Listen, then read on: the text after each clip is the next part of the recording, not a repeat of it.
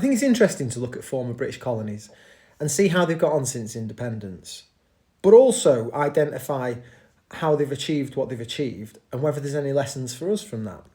So listen to this one carefully, because this one's not a story just about a man. It's a story about power, about control, and about what a nation is willing to trade in order to survive. This man's name was Lee Kuan Yew, and the country that he shaped from dust and uncertainty was Singapore. Today, Singapore is clean, safe, rich and disciplined, a place where trains run on time, streets are spotless, and the chaos that we see swallowing so much of the modern world is held firmly at bay. But here's the question that the world is afraid to ask.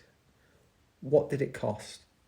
You see, when Singapore was forced into independence in 1965, it wasn't a triumph, it was an absolute crisis. It's got no natural resources. There was ethnic tension simmering beneath the surface across the whole country. It's surrounded by larger powers, and there was no guarantee that the nation would even survive. But in that moment of uncertainty, one man decided that softness equaled death, so he chose something else. Discipline, control, order. Not because it was popular, but because he believed it was necessary. And this is where the modern mind becomes uncomfortable. Because Lee Kuan Yew did not believe democracy, at least not in the Western, chaotic, endlessly arguing form of it, was enough to save a fragile nation. He believed that survival comes first, and then freedom comes later. And here is the truth that frustrates his critics. It worked. In a single generation, slums became skyscrapers, corruption was crushed, education soared, foreign money flowed in. Singapore became one of the richest, safest places on earth. Not through slogans, not through endless political theatre, but through ruthless competence. A government that planned decades ahead, a leadership that demanded excellence from everyone, a society told clearly that comfort must be earned through contribution, and millions of ordinary people rose with that vision. So we must be honest, because the truth matters here. Without Lee Kuan Yew, modern Singapore almost certainly does not exist. But power, even when it's used to build, always casts a shadow. You see, opponents were silenced through lawsuits. The media was tightly controlled. Public protest was restricted. Speech had boundaries enforced by the state. Not the brutal tyranny of history's monsters. No mass purges, no killing fields, but something quieter, something colder. A system where freedom was carefully measured and never allowed to threaten stability. To supporters, this was wisdom, but to critics, it was authoritarianism in a tailored suit.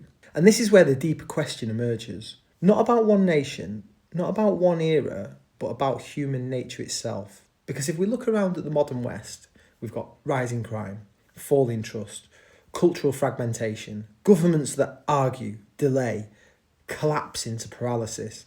And many people quietly are beginning to wonder, is absolute freedom sustainable? Lee Kuan Yew believed something that most leaders are too afraid to say, that too much freedom, too soon, can destroy a fragile society. So unity was engineered.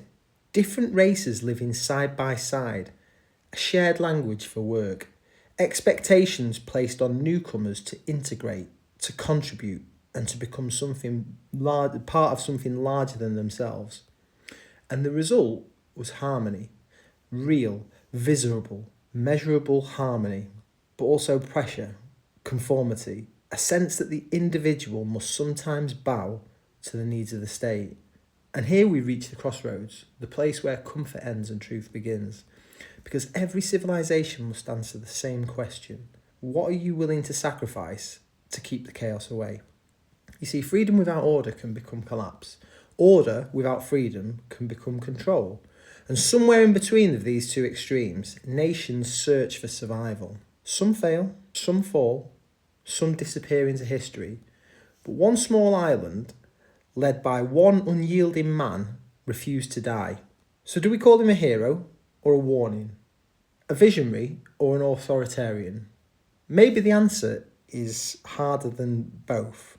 Maybe he was a man who understood that leadership is not about being loved, but about carrying weight that others are too afraid to hold.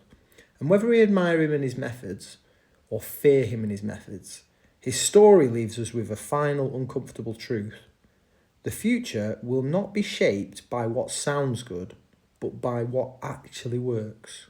The only question is, when the crisis comes to our nation, and it will, what price are we going to be willing to pay to survive?